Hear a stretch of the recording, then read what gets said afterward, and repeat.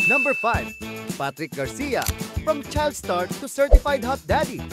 Si Patrick ay proud family man na ngayon kasama ang asawa niyang si Nika at kanilang 4 na anak. Kilala si Patrick sa pagiging hands-on dad at mahilig magluto para sa pamilya. Madalas pa nga niyang i-share ang mga home-cooked meals nila sa social media. Number 4, Ian Veneracion. Talagang ageless and certified daddy goals. Hindi lang magaling on-screen, pero in real life din. Si Ian ay isang equipment engineer, licensed pilot, skydiver, paragliding pilot, and scuba diver. Grabe, complete package. Number 3, Jericho Rosales. Ultimate heartthrob, turned husband material. Kilala bilang mahusay na leading man sa mga patok na teleserye. Pero sa totoong buhay, isa siyang certified surfer at environment advocate. Yan ang Beach Daddy Goals. Number 2, Piolo Pascual.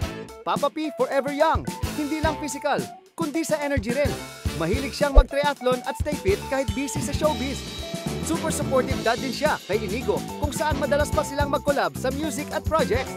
At number 1, Dingdong Dantes. Si Dingdong, the ultimate family man. Partner goals sila ni Marian Rivera at hands-on dad. Din siya kina Zia at Ziggy. Bukod sa pagiging award-winning actor, siya rin ay director, producer, at syempre, loving dad. Truly hot inside and out.